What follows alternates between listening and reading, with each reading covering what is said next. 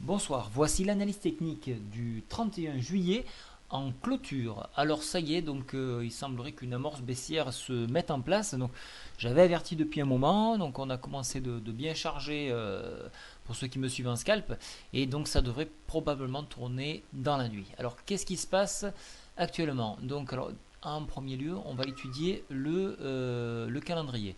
Donc au niveau du calendrier, demain il faudra regarder le PMI manufacturier espagnol à 9h13. Alors c'est bien précis, je pense que c'est une erreur de frappe, mais bon, attendez-le à 9h15. Après, on ira chercher. Ah voilà, c'est ça. À 11h en Allemagne, les émissions de bulbes. Alors ça peut être intéressant parce que si là aussi ça augmente, on aura une pression sur tous les autres pays. Donc regardez ce point important. 14h15, très important, le taux d'emploi non agricole. Donc on va voir un petit peu.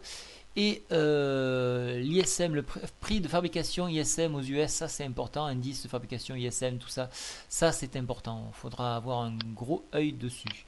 Et bien sûr, le stock d'essence. Alors le stock d'essence, encore une fois, au plus il est réduit, au plus c'est, enfin au mieux c'est, parce que ça veut dire que l'activité reprend. Donc si vous avez un gros stock, ça veut dire que vous le consommez pas. Donc attention de ne pas prendre à l'envers cette information là.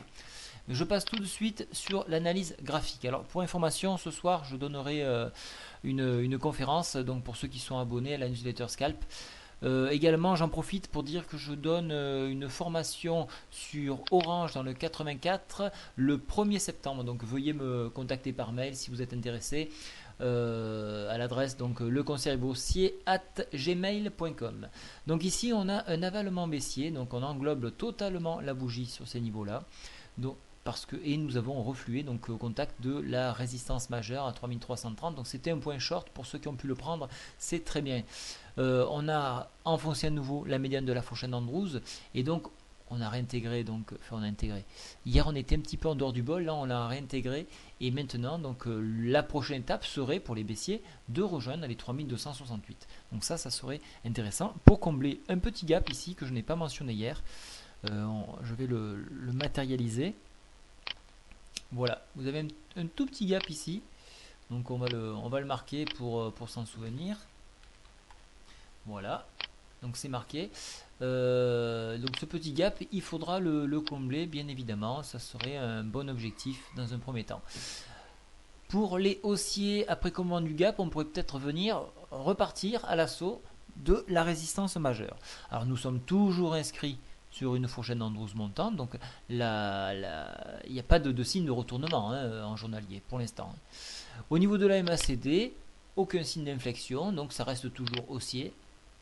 Au niveau du stochastique, on est toujours en zone de surachat. Il va falloir un peu attendre que la moyenne rattrape tout ça.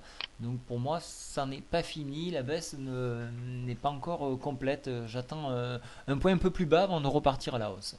Voilà pour ce que j'avais à dire au niveau de l'analyse. Je vous donne rendez-vous donc tout à l'heure et pour ceux qui souhaitent donc plus de renseignements, veuillez me contacter donc par mail. Bonne soirée à tous, au revoir.